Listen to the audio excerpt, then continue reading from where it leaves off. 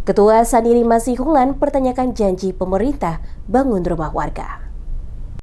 Ketua Saniri Negeri Masiulang, Leonard Limehue, mempertanyakan janji pemerintah kabupaten maupun provinsi untuk membangun rumah warga yang terbakar akibat konflik beberapa waktu lalu yang hingga saat ini masih belum juga direalisasi dan warga masih menempati tempat pengungsian. Saat diwawancarai, Leonard Limehue menjelaskan apa yang disampaikan pemerintah harusnya dapat segera direalisasi. Oleh karena itu, dirinya berharap agar bantuan dari pemerintah segera dikucurkan untuk membangun rumah pengganti bagi warganya yang kehilangan tempat tinggal akibat pertikaian antar negeri Sawai dan Masiulang beberapa waktu lalu.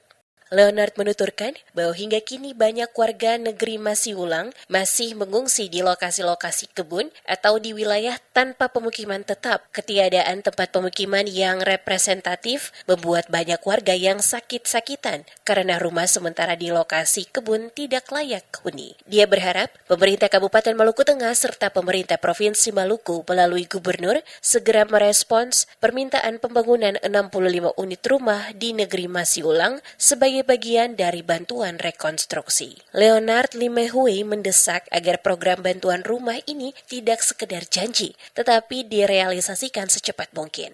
Dia menegaskan pentingnya kejelasan mekanisme penyaluran agar tidak ada warga yang tertinggal serta pelibatan warga lokal dalam pembangunan agar ekonomi lokal ikut tumbuh. Yang dijanjikan itu 69 rumah yang kemarin ambruk karena konflik kemanusiaan itu. Nah, tapi sampai sekarang belum ada realisasi. Seperti diberitakan sebelumnya, insiden bentrokan antara warga negeri Sawai dan Masiulang termasuk dusun Rumah Holat terjadi pada April 2025 yang menyebabkan puluhan rumah warga Masiulang terbakar. Bentrokan itu dipicu sengketa tapal batas serta insiden pemalangan jalan dan konflik antara warga setempat. Kapolda Maluku bersama Gubernur Maluku Hendrik Lewarisa dan Pangdam sempat meninjau lokasi pasca insiden untuk menyampaikan kehadiran negara dan memastikan pemulihan segera dilakukan.